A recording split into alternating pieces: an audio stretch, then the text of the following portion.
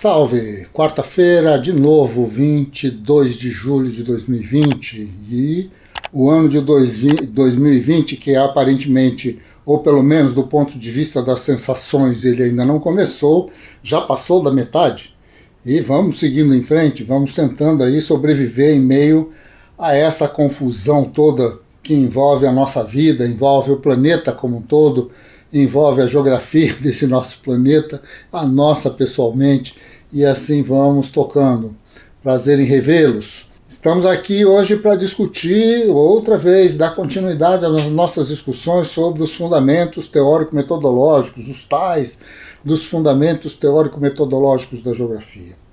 Na quarta-feira retrasada chegamos a uma determinada conclusão em torno da qual nós estamos fazendo uma volta bastante longa para que a gente possa voltar àquela noção de região que a gente viu há 2 semanas.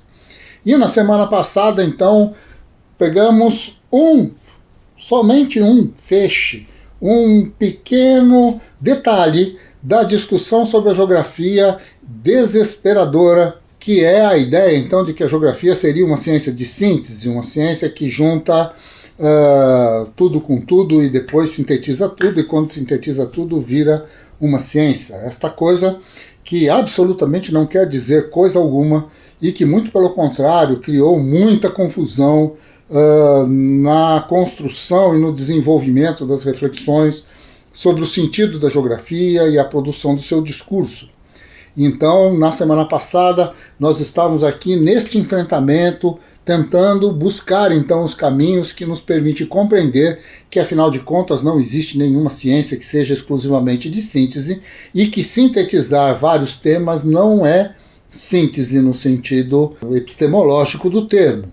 Então, chegamos como proposição de que a geografia é uma ciência analítica e sintética. Ela faz esses 2 movimentos como qualquer outro campo do conhecimento. Quando ela não conseguir fazer esses 2 movimentos, deixará de ser uma ciência. Então, como diria o Rui Moreira, certa vez, numa palestra, não sei se ele chegou a escrever sobre isso, porque já não me lembro mais, mas dizia assim: enquanto os homens tiverem problemas com a sua espacialidade, a geografia vai sobreviver e, portanto, essas relações entre a nossa capacidade analítica e a nossa capacidade de síntese vai permanecer. Muito bem, hoje então nós vamos dar mais um passo no meio desse lodaçal, no meio deste emaranhado de ideias que muitas vezes nos confunde, nos leva a armadilhas bastante complicadas. E a de hoje é justamente esta noção de que a geografia seria a única ciência que efetivamente reúne a ideia de natureza com a ideia de sociedade. E aí eu queria aqui, talvez para mais um escândalo de algumas pessoas que possam estar vendo esses vídeos, que isto não é verdade. Primeiro, porque há uma questão fundamental de que a ideia de natureza ela é uma categoria extremamente importante e vai tomar a sua importância ainda maior para além da noção da divindade, da totalidade, da ideia da existência de um criador, a ideia da existência da natureza enquanto um elemento externo ao próprio homem vai tomar seu corpo por volta do século XVI, XVII. E isto vai fazer do pensamento filosófico europeu, fundamentalmente, que vai se difundir com a própria consolidação e expansão do mundo capitalista, a ideia, então, da natureza como recurso, aquela coisa que eu vou atrás para fazer com que seja uma mercadoria no seu sentido mais bruto e vou, então, levar coisas para cá e para lá, inclusive pessoas, no formato de escravos e tudo mais, mas um pouco mais para frente já a ideia de natureza como algo bruto que tem de ser transformado e que tem que virar então matérias-primas e que tem de virar uma série de outras coisas. Este embate coloca uma polêmica, a ideia de que existe uma natureza sem gente e uma gente sem natureza. A ideia de que discutir as pessoas é discutir subjetividades, é discutir filosofias, coisas no campo da teologia, e que discutir ciência, na verdade, é discutir aquilo que nós podemos ter o mais absoluto controle, isto é, tudo aquilo que nós podemos transformar de alguma maneira numa espécie de equação matemática, como bem sintetizou e sistematizou o grande Isaac Newton. Mas, de qualquer forma, não é este o nosso ponto, porque a reflexão ela não parou por aí, ela avança. E ao avançar, vamos percebendo então que, de fato, a ideia de natureza e a ideia de sociedade, a ideia de humanidade organizada, né, no caso, elas são ideias que não é que elas se complementam. Na verdade, a ideia de natureza é uma ideia de totalidade. Natureza é tudo.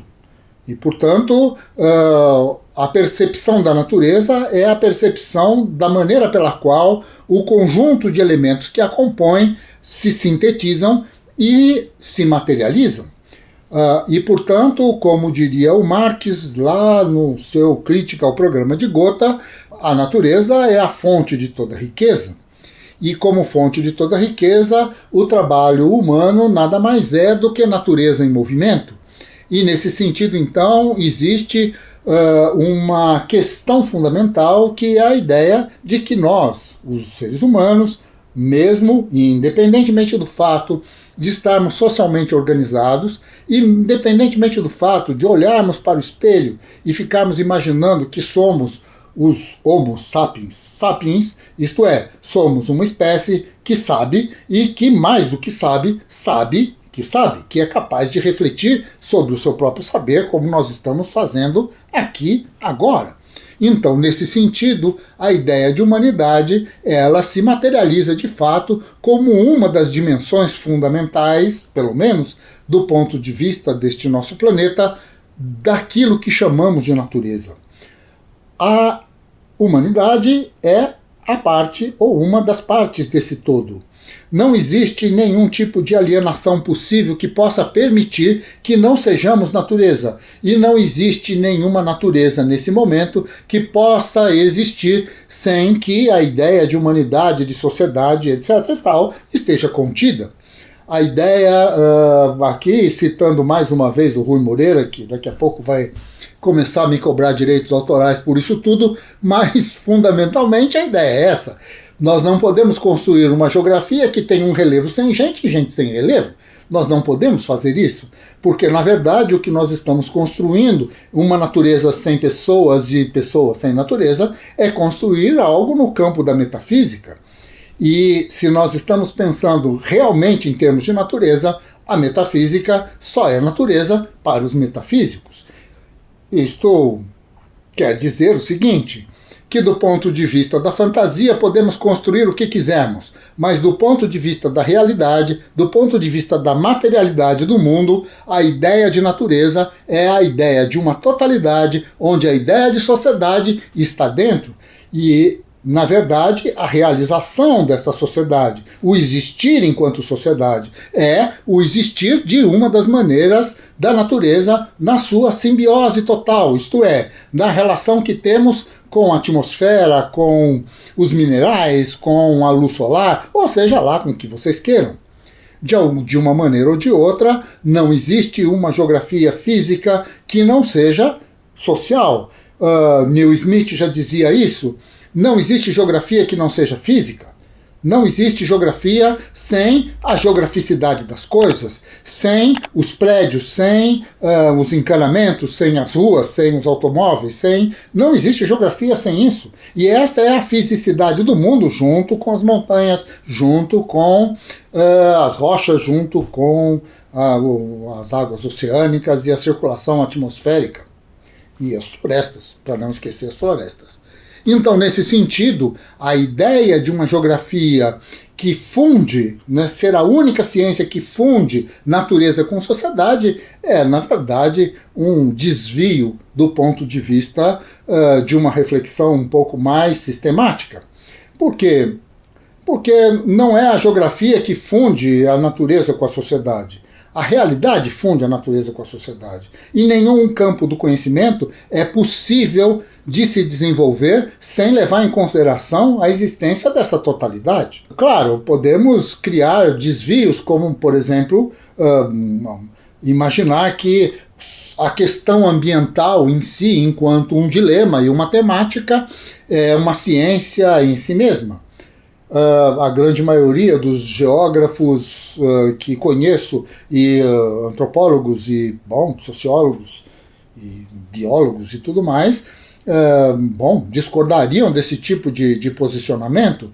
Sabemos que, ao olhar um tema, este tema pode ser visto sob diversos ângulos, e olhar o mundo a partir da geografia é um ângulo de leitura. Somente um ângulo de leitura, não é o mundo na sua totalidade, e nem temos a capacidade nem o discurso que possa dar conta da totalidade do mundo. Nós vamos observar o mundo a partir de determinados parâmetros. No caso, o nosso, questões que estão diretamente associadas ao onde estar das coisas e o significado das coisas estarem onde estão. Justamente, como já disse, vamos discutir mais para frente a noção de ecúmeno, mas de qualquer maneira está dentro deste campo. Então, para que a gente possa encerrar esta nossa conversa um pouco insana, nós diríamos o seguinte: caríssimos, a geografia, ela é um campo do conhecimento que tem perguntas específicas ao mundo. Ela não é um campo do conhecimento que se identifica por juntar sociedade com natureza. Nem é um campo do conhecimento que se identifica por ser uma ciência de síntese. Ambas essas posições, elas são, na verdade, uma fragilização da discussão sobre o significado da geografia. E precisamos superá-las urgentemente. Ou então não temos como refletir sobre este conhecimento, ou este tipo de conhecimento. O que estamos é tergiversando. Nós estamos confundindo um campo do conhecimento com um tema a ser discutido. Nós estamos confundindo um campo do conhecimento com este ou aquele elemento que possa compor o seu discurso. Não estamos entendendo o fato de que um campo do conhecimento está diretamente associado à capacidade de um sujeito de construir um conjunto de perguntas, ir atrás de um conjunto de ferramentas conceituais para poder responder suas perguntas e o conjunto de resposta que ser resultante deste processo como um todo. Nós não podemos confundir essas coisas. A geografia tem o seu campo, a geografia tem as suas perguntas, tem as suas dúvidas. E dentro desse contexto, não importa se estou olhando para uma montanha ou para um prédio, se estou olhando para um rio ou para uma pessoa, o problema é, o que é que eu quero saber? O que quer saber o geógrafo? Essa é a discussão. E nesse sentido, o que falamos sobre a geografia, de ela ser a reunião entre natureza e sociedade, ser a única ou ser uma das poucas, para aqueles que são talvez um pouco mais tranquilos, não passa de uma tergiversação. É um discurso vazio de significado. Caríssimos, até segunda-feira da semana que vem, que vamos retomar então, dar continuidade a essas discussões e vamos ver como é que tudo isso vira discurso geográfico. Até mais.